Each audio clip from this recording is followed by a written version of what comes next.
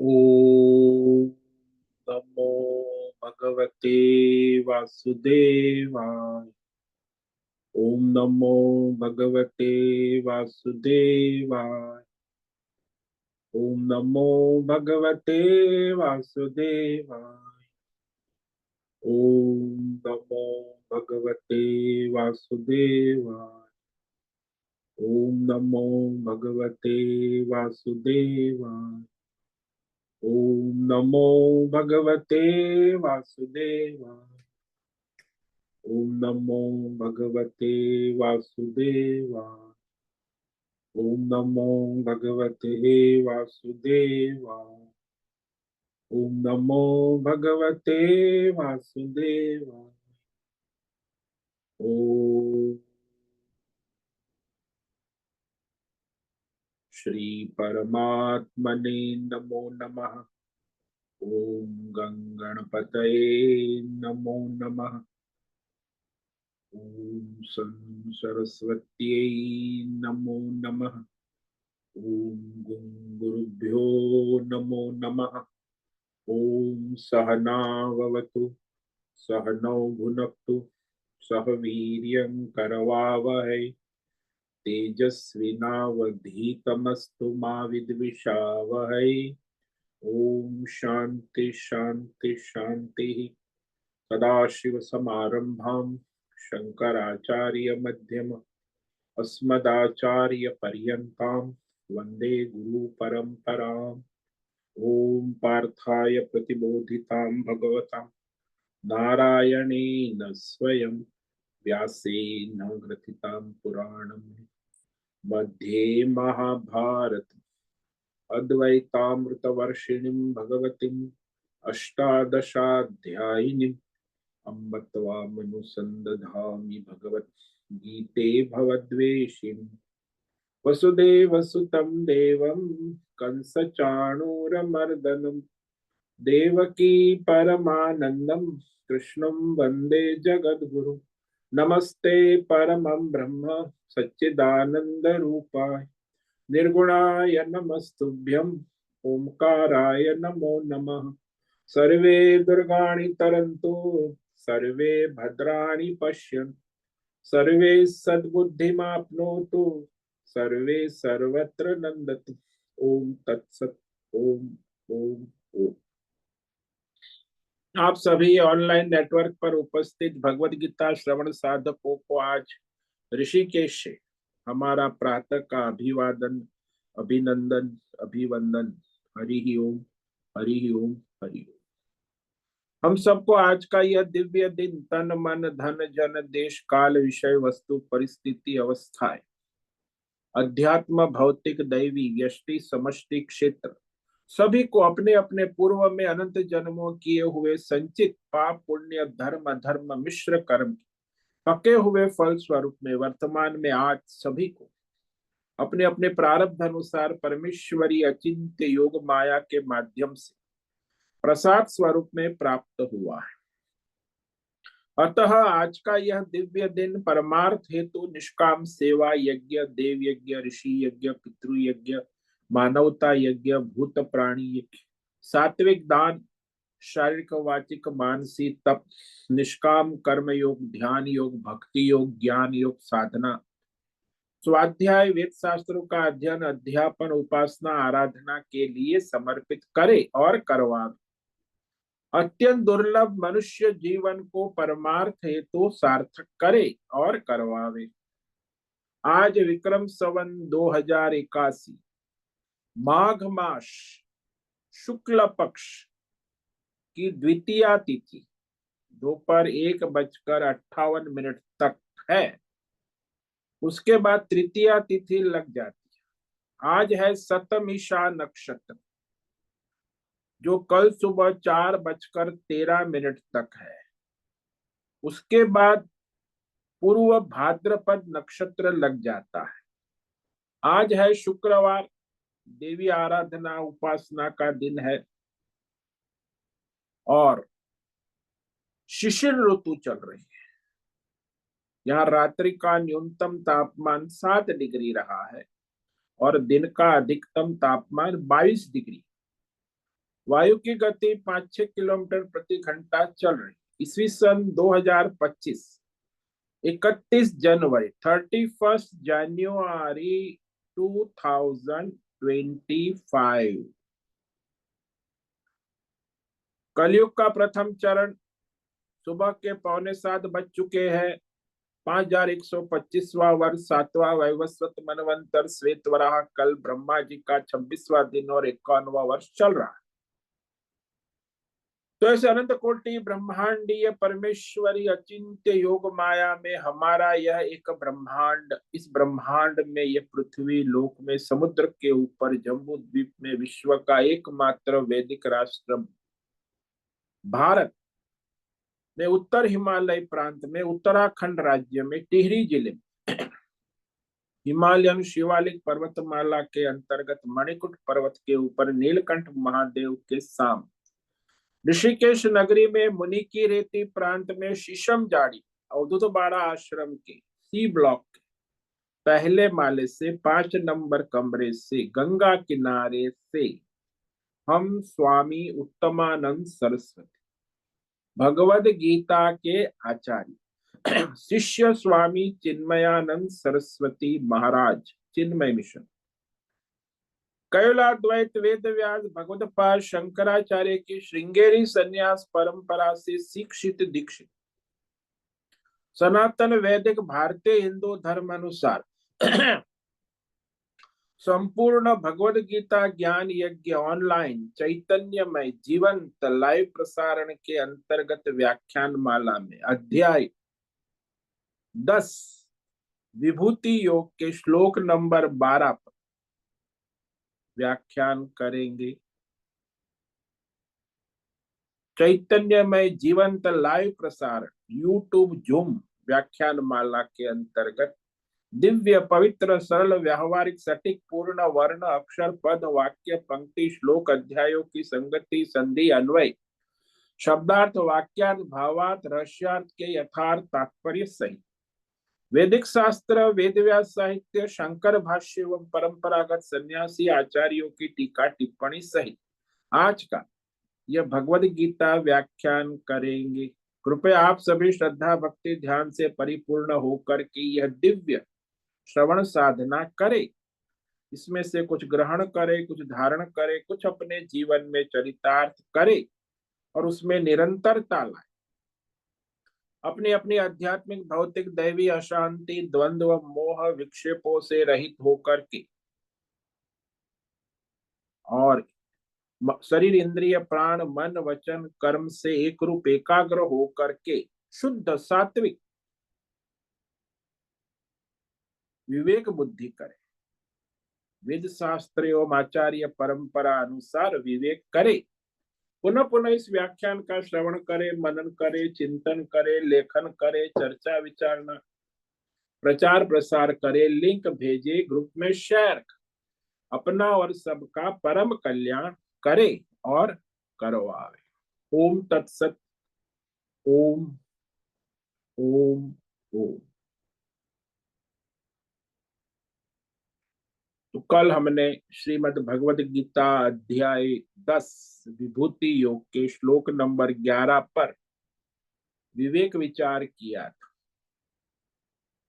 जिसमें भगवान श्रेष्ठ उपासक को जो परमार्थ लाभ होता है वो भगवान ने कहा अनन्य भक्ति योग से उसे परमात्मा की प्राप्ति होती है। तेषामेवानुकंपार्थम अहमज्ञानजं तमः नाशयाम्यात्म भावस्थो ज्ञान दीपेन भास्वता। दृष्टांत के द्वारा भगवान कह रहे हैं कि जो अनन्य भक्त उसके ऊपर अनुग्रह करने के लिए तेषाम अनुकंपार्थम दया करुणा अनुकंपा उसी के अंतकरण में स्थित चैतन्य आत्मा रूप से स्वयं उस अनन्य भक्त के अज्ञान जनित मोह अंधकार को प्रकाशमय आत्मज्ञान दीपेन, तत्व ज्ञान कहो, आत्मज्ञान दीपेन उसका अंधकार नष्ट कर देता हूं। देखो, दीपक जलाना है, ज्योति जलानी है, तो 5 साधन आवश्यक। एक तो पहले दीपक होना चाहिए, उसमें तेल होना चाहिए, बत्ती भी होनी चाहिए, ऑक्सीजन वायु भी चाहिए, और माचिस भी चाहिए,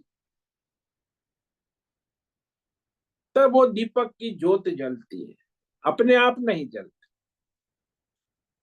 ऐसे ये परमात्मा आत्मज्ञान की ज्योत जिसकी जलती है, वो कैसे? तो उसके पास ये दीपक होना चाहिए। निष्काम भक्ति, कर्म योग, ध्यान योग। सकाम वाले की तो कोई संभावना ही नहीं। निष्काम भक्ति ये दीपक है, और उसमें जो तेल है वो विवेक वैराग्य आदि साधन है, तेल। और उसमें जो बत्ती है वो दैवी गुण है, धर्म परम दैवी गुण। और जो वायु है वो भगवान का आश्रय, भगवान की शरणागत, ये ऑक्सीजन वायु है। और माचिस जो है वो है इंद्रियों का संयम, सम दम, अंतर्मुक्त। ये माचिस इंद्रियों का संयम नियम हो, तब जाके यह आत्म ज्योत प्रकट हो जाती है। ये 5 साधन आवश्यक। अपने आप आत्म ज्योति प्रकट नहीं। वही भगवान ने कहा, ज्ञान दीपेन भास्वता। तो ये योग्यता बनाना आवश्यक, तब भगवान का अनुग्रह होता है। अब वो प्रकाशित हो जाता है, फिर अपने आत्म ज्योति साधन है, तुरंत प्रकाशित हो। जैसे भगवान उनको आत्म प्रकाश दे देते। सूर्य का प्रकाश हमारे कमरे में कब आता है? जब हम पर्दा हटाकर बैठते हैं तो प्रकाश स्वयं आ जाता है। वैसे ही भगवान उसकी बुद्धि में उपस्थित है, अंतकरण में। तो अंतकरण में जो साक्षी चैतन्य रूप से उत्पन्न है, वही परमात्मा उसके अज्ञान रूपी अंधकार को नष्ट कर देता। जैसे वो अर्धगोल कांच होता है ना, मैग्नीफाइंग ग्लास कहते हैं जिसको, उस मैग्नीफाइंग ग्लास के भीतर से प्रतिबिंबित हुआ सूर्य का प्रकाश, उसकी बिंदी छोटी होती है, और किसी भी वस्तु पर उसे पड़ेगी तो वस्तु जल जाएगी। दूसरे किसी प्रतिबिंब से नहीं जलती। वो मैग्नीफाइंग ग्लास के अंदर सूर्य का प्रतिबिंब पड़ता है, और वो प्रतिबिंब की जो बिंदी है, उस बिंदी से कोई भी वस्तु जल उठती है। ऐसे ही जो परमात्मा के साधन से युक्त है परमार्थ, उसके अंदर आत्म ज्योति प्रकट हो जाती है। तो ये श्रेष्ठ उपासक परमार्थ साधक के लिए साधन बताने से, अब जो सामान्य साधक है, अभी जो साधक है, उपासक है, मंद मध्यम साधक उपासक है, अनन्य भक्ति सतत भगवान से जुड़े नहीं रह सकते, क्योंकि वो सामान्य मंद साधक है। उसके अंतकरण में अनेक प्रकार की सांसारिक भौतिक अध्यात्म दैव कामना भी होती। तो सामान्य साधक जो है, संसारी है, उसकी सारी कामनाओं से रहित वो नहीं होता है। इसलिए उसमें वो अनन्य निष्काम भक्ति की पूर्णता नहीं हो सकती है। तो ऐसे सामान्य साधक जो अभी संसारी है, उसकी कामना अभी समाप्त नहीं हुई है, वो परमार्थ साधना कैसे करेगा? यही प्रसंग अब आगे अर्जुन उठाता है। जो सामान्य साधक है वो भगवान की आराधना, उपासना, सगुण भक्ति कैसे करेगा?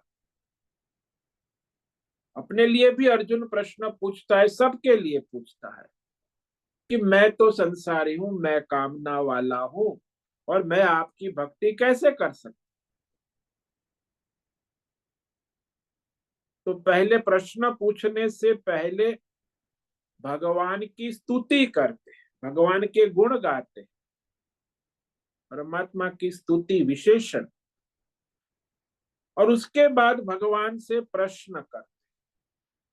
कोई भी मनुष्य अपना काम करना चाहते तो पहले वो सामने वाला की, अरे आप तो कितने बड़े हो, ऐसे हो, आपका तो काम, आपके दुकान में तो सब काम अच्छा होता है सब, फिर मुझे आप ये सामान ठीक से दे दो। हाँ हाँ हाँ।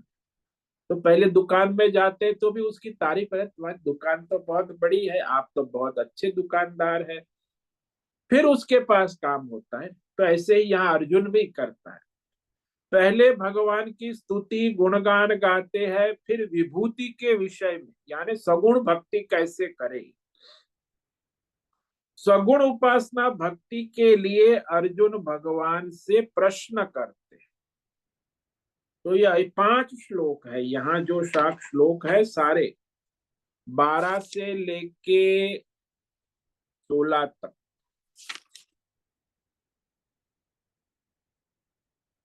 तो ये सारे जो प्रश्न है अर्जुन के 18 तक है, 16 12 से 18, इसमें अर्जुन भगवान से सगुण उपासना के लिए विभूति योग के बारे में प्रश्न पूछता। अब ये जो प्रश्न अर्जुन प्रारंभ करता है, उसमें पहले तो स्तुति और प्रार्थना करता है भगवान से, फिर प्रश्न करता। तो ये 12 से लेके 7 श्लोक अर्जुन की स्तुति भी है, और वो विभूति योग से उसका अनन्य भक्ति कैसे कर सके, उपासना, उसका प्रश्न भी है।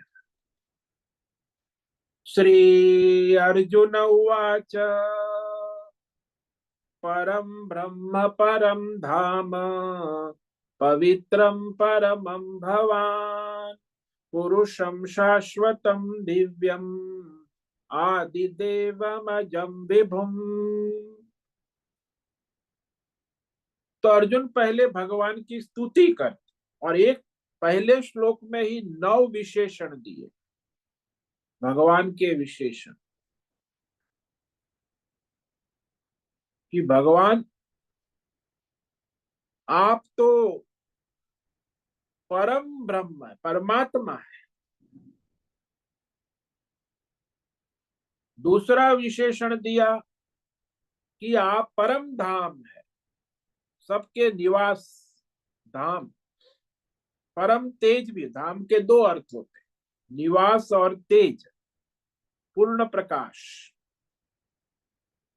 परमम पवित्रम, पवित्र तो बहुत चीज, लेकिन परमम पर सुपरलेटिव डिग्री, कि आपसे पवित्र और कुछ है ही नहीं, सबसे अधिक पवित्र, सबको पवित्र करने वाले और सबसे अधिक पवित्र, परमम पवित्रम।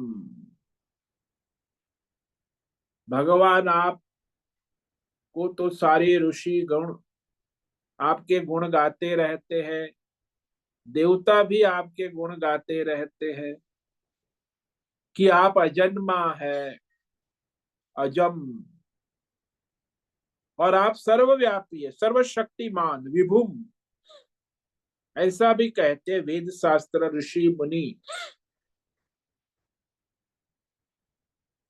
वैसे ही देवर्षि नारद अशील सभी ऋषि भी आपके गुण गाते हैं।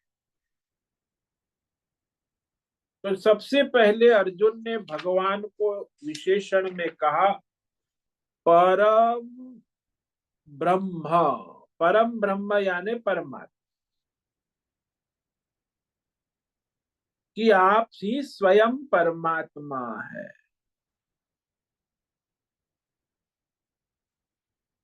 तो भगवान को पहले प्रसन्न करते, अर्जुन प्रश्न करना चाहते लेकिन पहले भगवान को प्रसन्न करते हैं, और उसके बाद वो अपनी विभूति के विषय में प्रश्न करेंगे।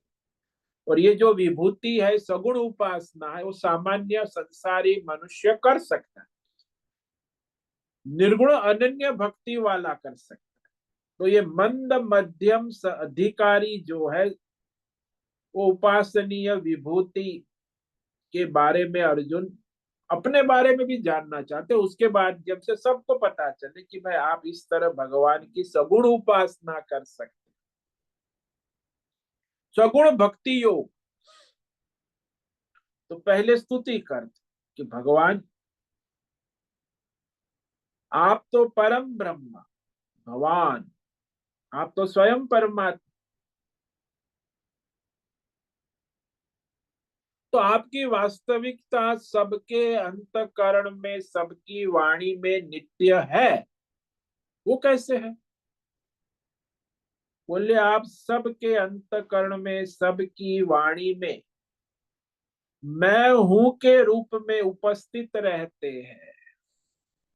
आप दिन में कितनी बार बोलते हैं, मैं आ रही हूं, मैं जा रहा हूं, मैं सो रहा हूं, मैं खा रहा हूं।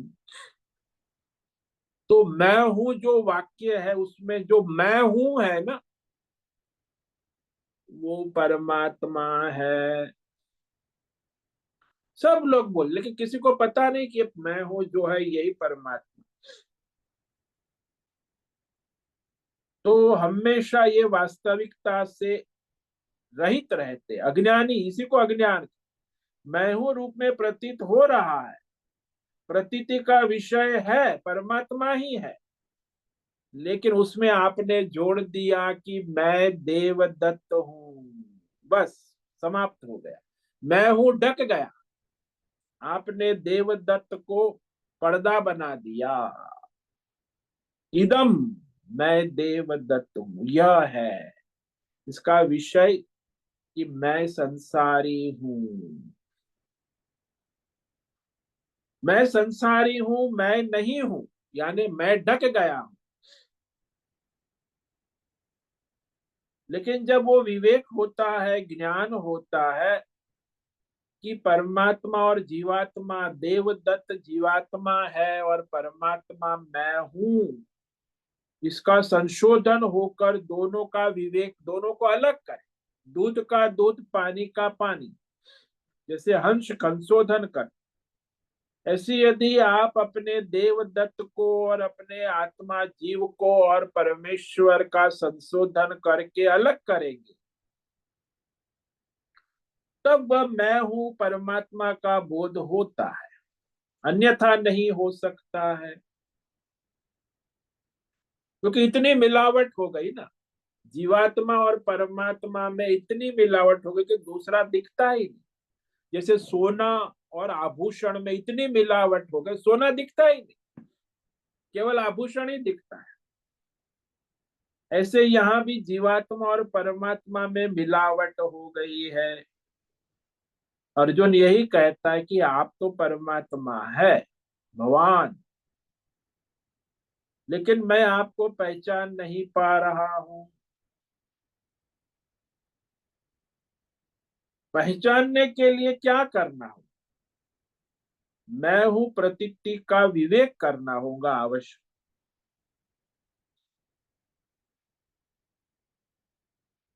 तो मैं हूं की प्रतीति के साथ जो साधना उपासना की जाती, वह परमेश्वर को सर्वाधिक प्रिय है। मैं परमेश्वर का हूं, परमेश्वर मेरे है। जो परमेश्वर को समर्पित होकर जो साधना हो, वो सर्वाधिक श्रेष्ठ, वो भगवान को प्रिय है कि मैं हूं भगवान का हूं, भगवान को समर्पित। तो यह साधना उपासना करने से भगवान प्रसन्न होते।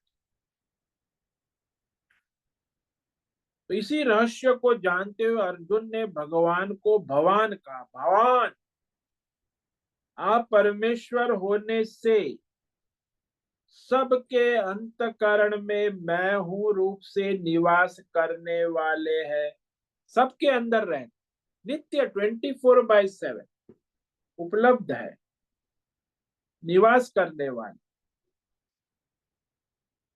फिर भी जो अज्ञानी जीव है वो अपने आप परमात्मा को अलग समझकर साधना उपासना करता है,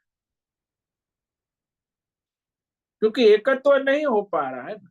मैं जीव हूं, वो ईश्वर है, हम एक कैसे हो सकते, इतना अज्ञान है। और दुनिया में सब लोग कहते कि भगवान तो हमसे ऊपर है, अलग है, हम जीव है, वो ईश्वर है। इतना विवेक भी जो सत्संगी है वो करता है, लेकिन जो आम आदमी है वो तो कहे मैं तो शरीर हूँ, मैं स्त्री हूँ, मैं पुरुष हूँ, मैं पिता हूँ, मैं माता हूँ, उसी में डूब जाता।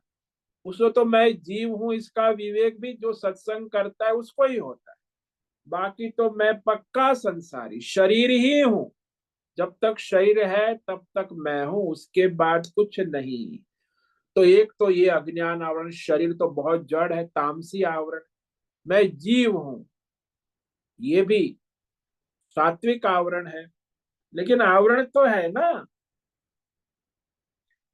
तो कई बार देखा गया कि मनुष्य अपने इस आवरणों में ढका रहता, अलग समझता है। ये सबसे बड़ा अज्ञान है। और अलग समझकर जो उपासना करता है वो उपासना भगवान को प्रिय, फिर भी कहते ठीक है तू कर रहा है तो अच्छी बात, लेकिन एकत्व रखकर उपासना करे वो भगवान को बहुत प्रिय है। साधना उपासना के अंदर परमेश्वर को अपने भीतर में बैठा समझने को कहते। कि कई बार उपासक प्रश्न करते कि यदि परमात्मा भीतर बैठा है तो मैं जीव कहाँ जाऊंगा, ये भी एक प्रश्न है। अपने जीव को अपने अंतःकरण में भीतर से बाहर देखना, ये तो बहुत बड़ा कठिन है। अंदर भगवान बैठे हैं, प्रारंभ बड़ा कठिन होता है कि अपने अंतःकरण में कोई और बैठा है, मेरे अंदर मैं जीव नहीं बैठा हूं, कोई और बैठा है। तो फिर वो मनुष्य भयभीत हो जाता है कि कौन बैठा है। तो वो ठीक उसका विवेक चिंतन न होने से बहुत बड़ा झटका लगा। अरे मैं अंदर नहीं हूं तो अंदर परमात्मा बैठे क्या कर रहे हैं, कैसे कर रहे हैं, झटका लगता है। जैसे यहाँ एक दृष्टांत ले लो। यहाँ देहरादून में एक सज्जन का अपना मकान था। अब उनको विदेश जाना हुआ, उनकी बेटियां विदेश में रहे, 2 महीने के लिए विदेश चले। तो अपने मकान को ताला बंद करके वह 2 महीने के लिए विदेश चले गए, मकान मालिक। तो आजकल तो ये भू माफिया बदमाश बहुत है ना। तो एक भू माफिया ने किसी ग्राहक को समझा दिया, दलाली कर, कि ये मकान मेरा है, ताला तोड़ दिया। और वो अपने उस ग्राहक को ले आया कि मकान मैं बेच रहा हूं। तो उसने मकान बेच दिया, उसका पैसा ले लिया। वो भू माफिया रफू चक्कर हो। अब ये लोग समझते हैं पति पत्नी की हमने तो अच्छा मकान देहरादून में ले लिया, रह रहे। और वो 2 महीने पूरे होने के बाद वो असली मकान मालिक आ गया। तो वो असली मकान मालिक कहता है कि तुम यहाँ कैसे आ गए, तुम कौन हो। तो वो पूछ रहा है तुम कौन हो। तुम कहे तो ये मेरा मकान, अरे ये तो हमने खरीदा अभी, इसके पास से देखो ये सारे कागजात है, और हम इस मकान के मालिक। अरे तुमने कैसे खरीदा जब मैंने बेचा ही नहीं? तो बड़ी समस्या हो। अब मकान मेरा, तुम कैसे खरीदा, तुम्हारा कहाँ से हो गया? लेकिन वो लोग माने नहीं, कोर्ट में केस पड़ा। अब ये जो मकान मालिक है उसे अन्यत्र अपने किराए पर रहने लगे। कोर्ट में मुकदमा चला, सालों के बाद फिर उनको वो अपना मकान वापस मिला। तो उस मकान के अंदर दूसरे लोगों को बैठा देखकर उसको बड़ा झटका लगा, खटका लगा। ऐसे ही हमें अपने शरीर जीव के अंदर, सूक्ष्म शरीर में कोई दूसरा बैठा हुआ है, यह जानते ही बड़ा झटका लगता है कि अरे मेरे अंदर मैं नहीं हूं तो कौन चला रहा है? और कोई। लेकिन वो परमेश्वर को स्वयं ही परमेश्वर बन गया है ना जीव, इसलिए परमेश्वर की सत्ता को स्वीकार ही नहीं कर। तो जीव अपने अहंकार से मोहित होकर दूसरे को स्वीकार नहीं करता। लेकिन जब धीरे धीरे वो साधना करता है, सत्संग करता है, तो विवेक कि इस मेरे शरीर के अंदर जो जीव रूप में बैठा हुआ है वो जीव नहीं, परमेश्वर ही है। तो मैं हूं की वृत्ति बनती जाती कि मैं जीव नहीं हूं, मैं परमेश्वर हूं। हालांकि ये जीव जो है वो परमात्मा का प्रतिबिंब रूप से उपस्थित है, लेकिन साक्षात परमात्मा नहीं है। परमेश्वर तो साक्षात है ना। जैसे दर्पण में सूर्य का प्रतिबिंब पड़ता है तो उसका प्रकाश उत्पन्न होता है, प्रतिबिंब का अपना प्रकाश। वो प्रतिबिंब अपना प्रकाश देता है, परंतु वास्तव में आकाश में जो सूर्य साक्षात प्रकाशित हो रहा है वो प्रकाश वो प्रतिबिंब में नहीं हो सकता है। दोनों प्रकाश है, प्रतिबिंब में भी जो प्रकाश है प्रतिबिंबित है, और साक्षात आकाश में सूर्य प्रकाश वो साक्षात प्रकाश।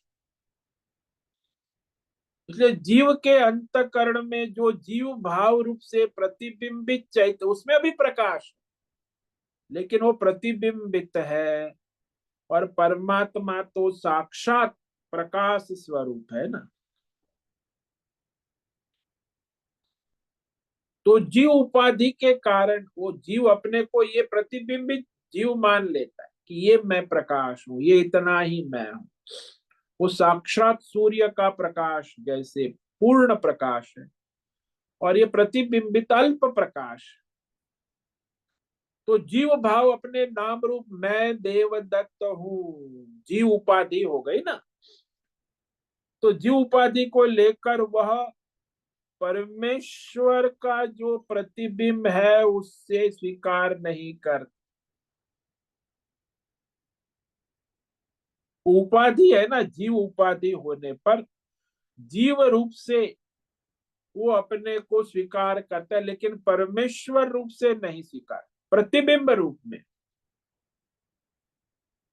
ये अज्ञान है, सबसे बड़ा अज्ञान, कि जीव का जो प्रकाश है उसी को अपना परमात्मा मान लेता है। तो जीव रूप से विलक्षण मूल अज्ञान, इसको मूल अज्ञान कहते हैं कि मैं जीव हूं, मेरा स्वयं प्रकाश है, मैं परमात्मा नहीं हूं। ये जीव रूपी अज्ञान नष्ट हो जाना ही मूल अज्ञान का नाश। तब वो साक्षात परमात्मा का प्रकाश, मैं हूं का उदय। तो हम जो लोग मैं हूं बोल रहे हैं वो जीव प्रकाश, अज्ञान। लेकिन जीव उपाधि रहित हो जाता है तो साक्षात परमेश्वर का प्रकाश। इसीलिए जीव रूप से विलक्षण परमात्मा है, उसी को यहाँ परम ब्रह्म कहा कि जीव रूप से प्रकाशित होने वाला वो है, लेकिन वो परमात्मा नहीं है। परम ब्रह्म जो है वो जीव को भी प्रकाशित करता है, स्वयं भी प्रकाशित। इसलिए जो संसार में मनुष्य अपने को जीव रूप से ही स्वीकार करता है कि मैं ये देवदत्त हूं, मैं परमात्मा हूं, ऐसा झटका लगेगा, अरे मैं परमात्मा कैसे हो सकता, मैं तो जीव हूं, देवदत्त हूं। बस उसी प्रमाण जीवन चलता रहे, तो स्वीकार नहीं कर पाता है।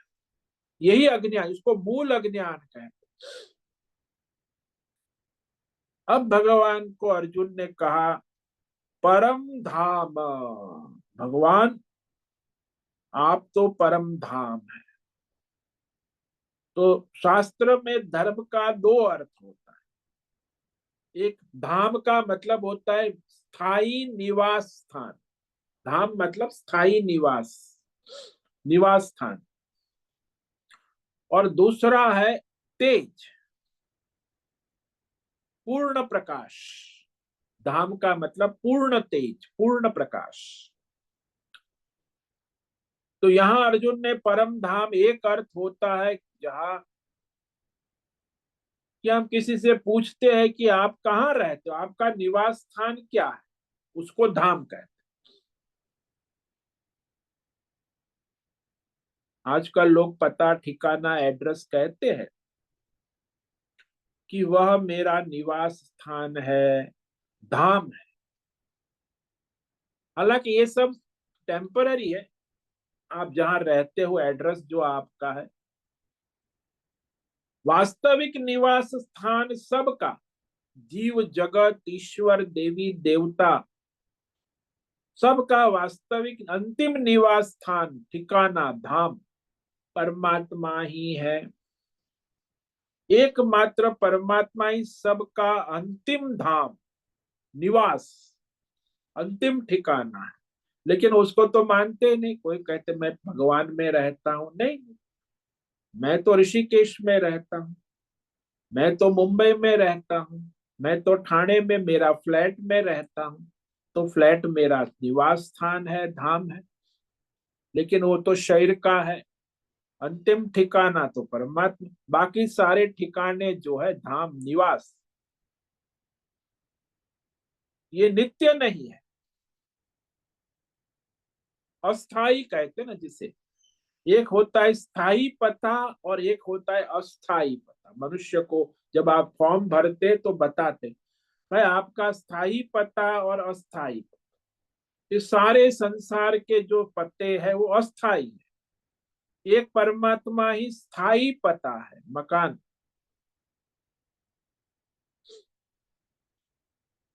तो कहते भाई स्थाई पक्का ठिकाना क्या है, कहाँ रहते।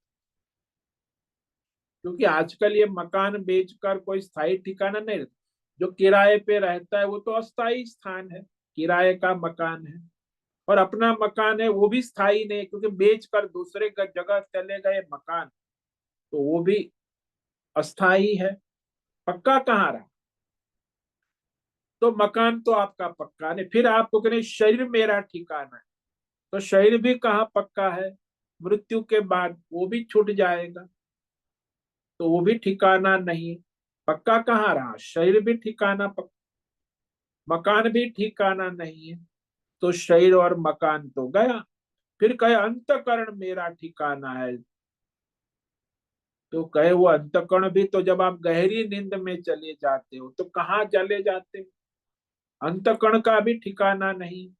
सुषुप्ति में तो अंतकण भी नहीं रहता है, महाप्रलय के समय तो समष्टि अंतकण भी नहीं रहता। तो आप नित्य कहाँ रहते हो, नित्य स्थायी निवास कौन सा है, वही आपका स्थायी निवास मैं हूं, ये परमात्मा स्वरूप इसको भाषित हो रहा है। वो जो मैं हूं वही साक्षी चैतन्य परमात्मा है।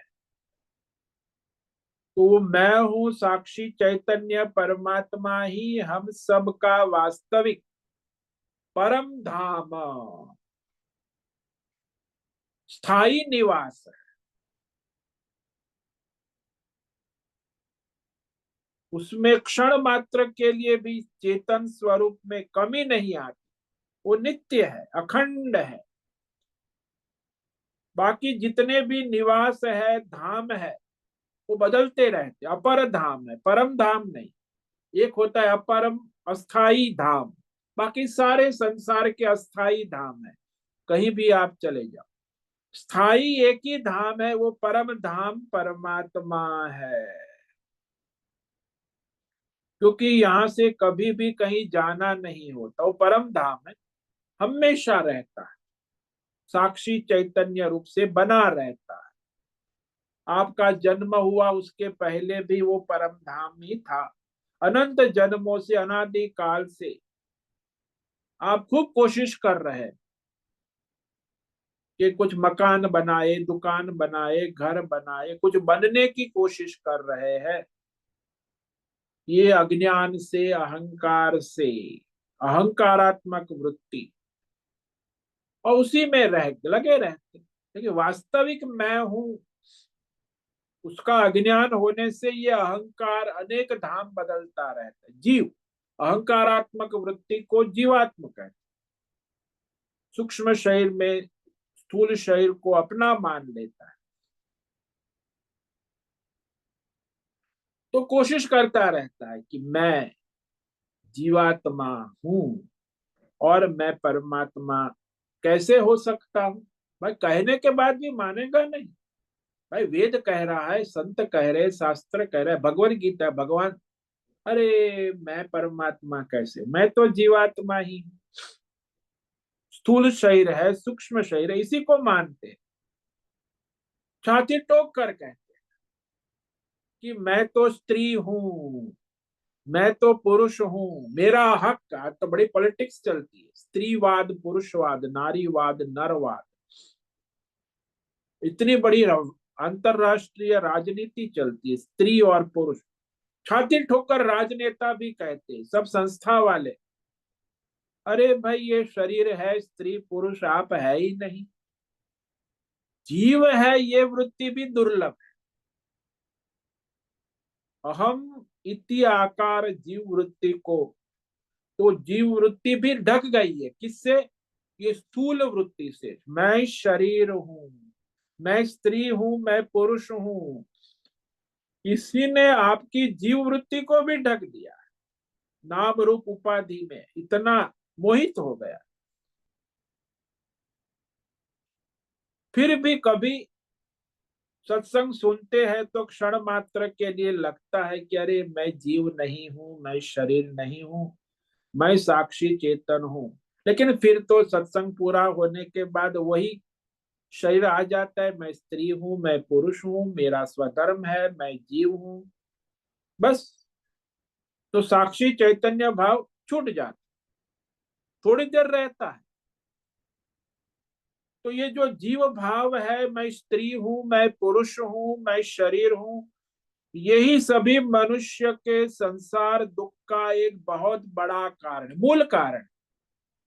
आपके सारे सुख दुख का कारण आपका शरीर है। मैं स्त्री हूं, मैं पुरुष हूं, मैं पति हूं, मैं पत्नी हूं, बस संसार शुरू। पति पत्नी मतलब कि जिंदगी भर सुख दुख का संसार, मरते दम तक मैं तुम्हारी पत्नी हूं, मैं तुम्हारा पति हूं, मैं तुम्हारा ये हूं, वह। अरे भाई, और सुख दुख का संसार चलता रहेगा। अरे भाई शरीर है, और शरीर से आप स्त्री पुरुष है, पति पत्नी है, वास्तव में तो आप जीव है। और जीव कोई जो है वो भी अज्ञान से। लेकिन जब तक ये रहेगा नाम रूप जीव भाव, और उसमें फिर वो संस्कार इतने दृढ़ है कि मैं शरीर ही हूं, और उससे स्वयं स्वयं को शरीर समझकर सुखी दुखी होता रहता, ये संस्कार है ना। क्यों आप सुखी दुखी हो रहे हैं? सुखी होना चाहते, लेकिन सुख कभी आता है चला जाता, कोई दुख नहीं फिर भी दुख आता है। क्यों सुख दुख? वही शरीर और इंद्रियों का खेल है। अपने को शरीर मान लिया है, जीव मान लिया। इसीलिए जो शरीर अपने को मानता है जीव, वो हमेशा सुखी दुखी बना रहेगा। उससे बदतर कभी नहीं हो सकता। वस्तुतः हम शरीर नहीं है, लेकिन अज्ञान माया से उसे स्वीकार कर लिया। हम चेतन साक्षी आत्मा है, जड़ नहीं हो सकते, लेकिन अज्ञान के कारण अपने को जीव मा शरीर तो जड़ है।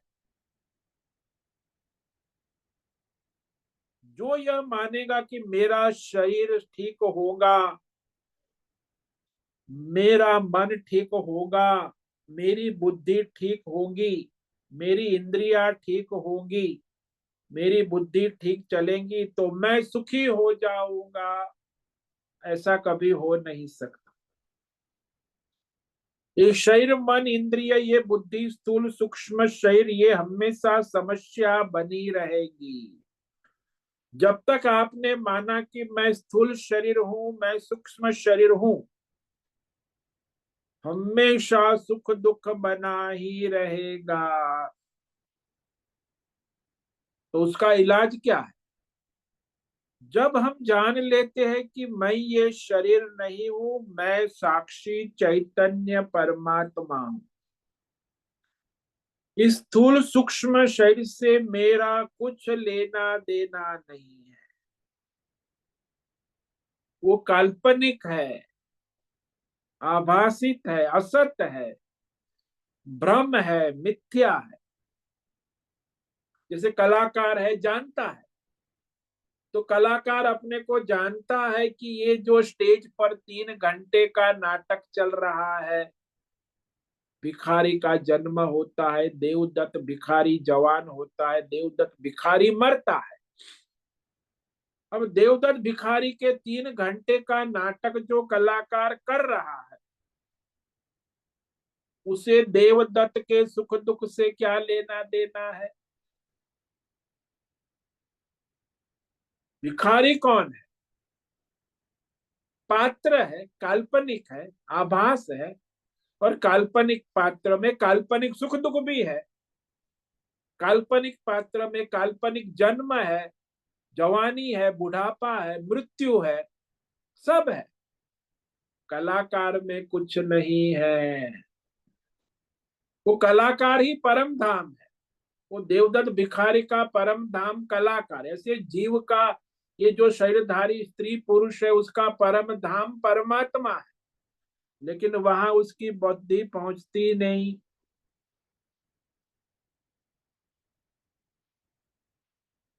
जिसकी बुद्धि अपने परम धाम परमात्मा साक्षी चेतन में पहुंच जाती है, तो फिर उसकी सारी समस्याओं का समाधान हो जाता है। और वहां पहुंचने के लिए ही अर्जुन यहाँ प्रश्न करने जा, कि पहले सगुण उपासना करेंगे तब वहां निर्गुण। तो जीव भाव से निकलने के लिए सगुण ईश्वर की आराधना। अर्जुन कहता है आप ही परम धाम है, सबके अंदर नित्य उपलब्ध, सबके साक्षी चैतन्य परमात्मा मैं हूं के रूप में निरंतर अनादि अनंत जन्मों से उपलब्ध है। तो परम धाम हुआ निवास स्थान। अब परम धाम का दूसरा अर्थ होता है पूर्ण प्रकाश, पूर्ण तेज, शाश्वत तेज, जो तेज कभी आता जाता नहीं, नित्य रहता, सनातन तेज, शाश्वत, उसको भी धाम कहते हैं, प्रकाश। बाकी सारे प्रकाश तो आते जाते रहते, भौतिक प्रकाश, आध्यात्मिक, दैवी, लेकिन ये परमार्थ प्रकाश है, वो भी परम धाम है। उसमें किसी अन्य प्रकाश की आवश्यकता नहीं। अब ये जो प्रकाश है, हम देखते हैं रोज सूर्य के प्रकाश, लेकिन वो कोई परम प्रकाश नहीं है। अस्त भी होता है शाम को। आप संसार में विषय को देखते हो, आपके पास पुस्तक प्रकाशित होती है, पुस्तक है हाथ में, तो पुस्तक को सूर्य प्रकाशित करता है। सूर्य प्रकाशित होता है आंख के द्वारा। आंख के देवता सूर्य को प्रकाशित कर। तो कोई अंधे मनुष्य को कहे कि भाई आप 12 बजे है, प्रकाश देखो सूर्य का, बोले आंख ही नहीं है, अंधा है, सूर्य का प्रकाश कहाँ से, उसे तो प्रकाश भी अंधकार ही रहेगा क्योंकि अंधा है। तो आंख का प्रकाश भी अपेक्षा रखता है, सूर्य का प्रकाश भी अपेक्षा रखता है, तब जाके पुस्तक प्रकाशित होती है। लेकिन ये आंख को प्रकाशित करने वाला, सूर्य को प्रकाशित करने वाला और पुस्तक को प्रकाशित करने वाला कौन, ये विवेक करना। वो शाश्वत प्रकाश है जो आंख के तेज को भी प्रकाशित करता है, जो सूर्य के तेज को भी प्रकाशित करता है, जो पुस्तक के तेज को भी प्रकाशित करता है, वो है परम धाम, परमात्मा, जिसके प्रकाश से सब प्रकाशित होता है। आंख भी प्रकाशित होती है, सूर्य भी प्रकाशित होता है और पुस्तक भी प्रकाशित हो जाती है। उसके बिना कुछ प्रकाशित नहीं हो सकता। लेकिन सामान्य मनुष्य देखता, अरे पुस्तक देख रहे हो, हाँ हाँ, सूर्य के प्रकाश से मैं देख रहा हूं। किसके द्वारा देख, अरे मेरी आंख है ना, मैं आंख से देखता हूँ। अरे भाई आंख को कौन प्रकाशित कर रहा, तो इतनी बुद्धि नहीं जाती कि आंख से ही देखते हैं। तो ज्यादातर मनुष्य की वृत्ति जो है वो तो इंद्रिय के स्तर पे या तो फिर मन के स्तर पे या वृत्ति बुद्धि के स्तर पे जाते, कि बुद्धि के द्वारा प्रकाशित हो रही है पुस्तक, लेकिन साक्षी परमात्मा के तरफ नहीं जाती।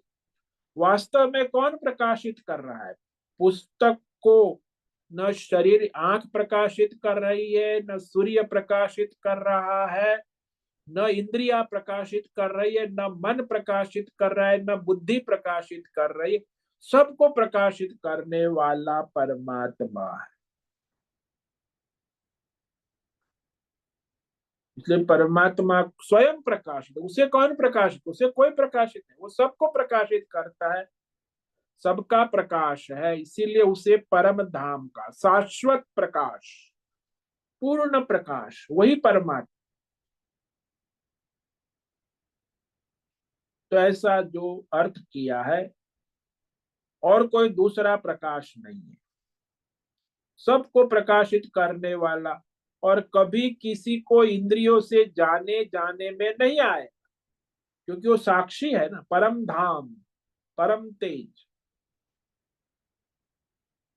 सूर्य को भी, चंद्र को भी, नक्षत्रों को भी, ग्रह को भी, अग्नि को भी, सबको प्रकाशित करने वाला परमात्मा।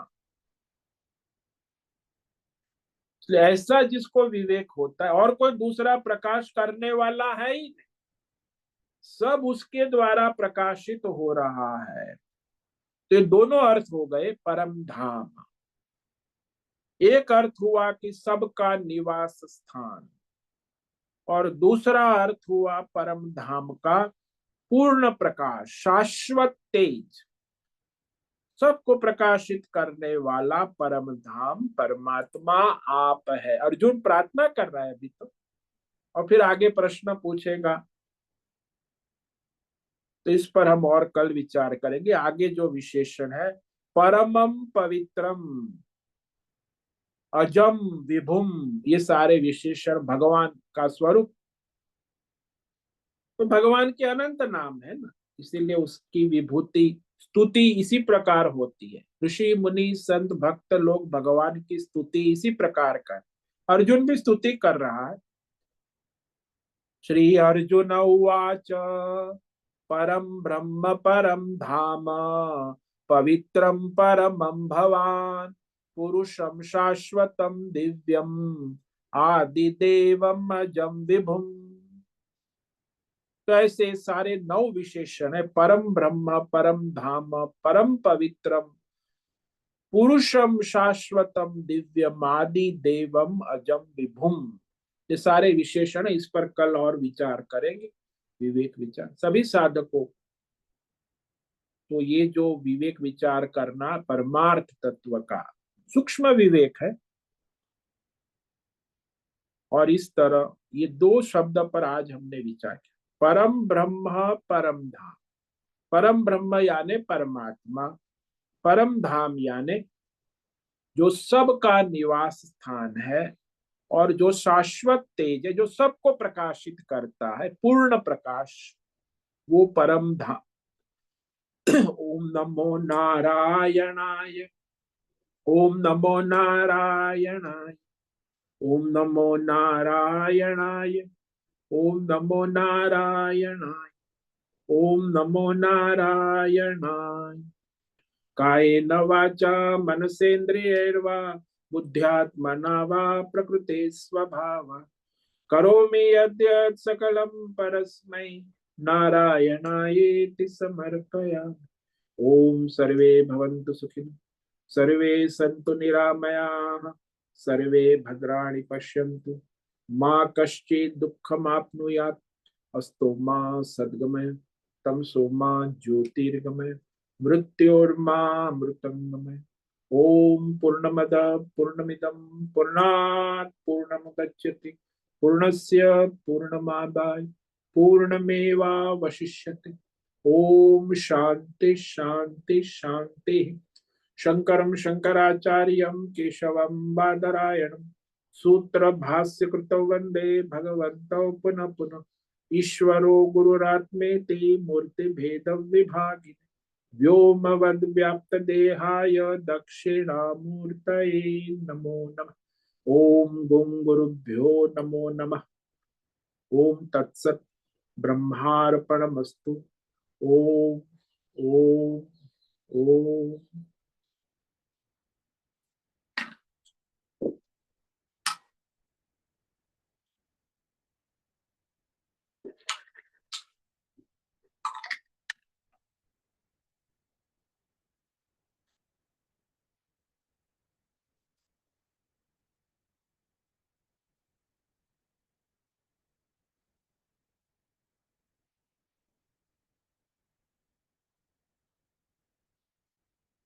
पांच मिनट है, किसी साधक को कोई प्रश्न है अभी पूछ सकते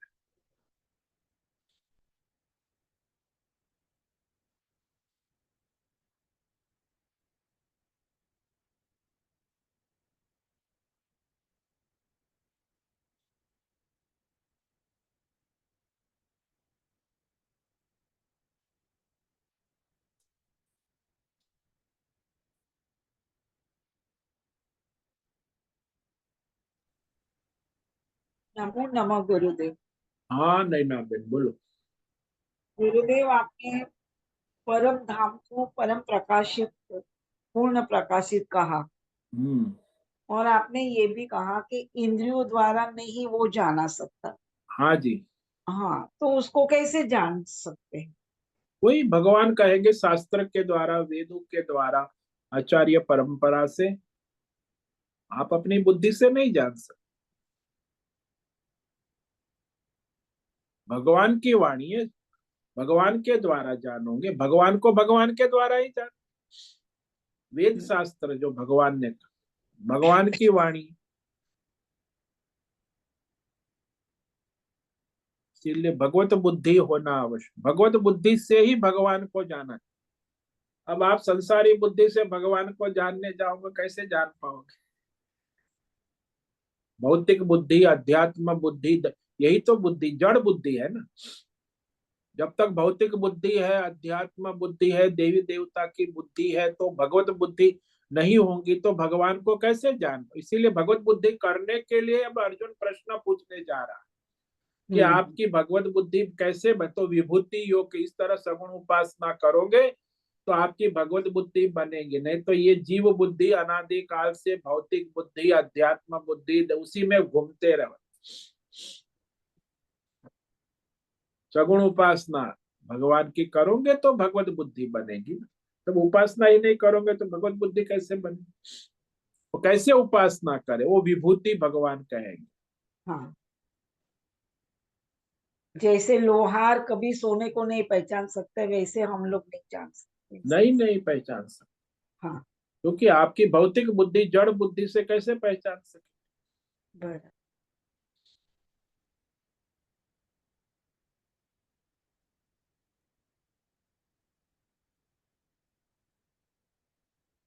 समझ में आया? हाँ, समझ में आया, पर आश्रय किसका लेना चाहिए वो समझ में नहीं आया। भाई जानना है तो अभी क्या करना चाहिए से। सगुण ईश्वर की उपासना करो। अभी तो आपकी योग्यता हाँ, वो है, सगुण साकार रूप में भगवान की उपासना करो, तभी आपकी भगवत बुद्धि बनती रहेगी। तो फिर आपकी बुद्धि पर परमात्मा को जान सकते। नित्य सगुण उपासना करना है। हाँ, तभी वो निर्गुण परमात्मा तत्व का बोध हो सकता है। जब सगुण का ही ठिकाना नहीं है तो निर्गुण कहाँ से आए? धन्यवाद। ओम नमो नारायण। ओम नमो नारायण। ठीक है, आज उपस्थित है प्रकाश आनंद दोषा, होस्ट है नैना पुरोहित, राय बहादुर, अजय रत्न पारखी, अनुराधा जेठे, आशा कोटक, बीबी शर्मा, जीवी कुमार, इला जोशी, लीलावती बड़ेकर, मैत्रेयी पटेल, मीरा उच्चिल, मीनाक्षी काले, निकिता पटेल, निरंजन पटेल, पंकज भट्ट, पृथ्वीराज मालव, राजेश मोलकर, राम सेवक यादव, रेशा रथ, रिची पटेल, संजीवनी श्रीरंग रानडे, सुचिता पाटिल, सुनील ठाकुर, तन्वी लाड, तुषार चौधरी, उर्वशी, उषा मेनन, विशाल बेड़ेकर और अंजलि जोशी। तो आज इतने साधक उपस्थित हैं। चिंतन करो, मनन करो, विवेक करो, परमार्थ करो। सभी साधकों को आज का ओम नमो नारायण, ओम नमो नारायण स्वामी।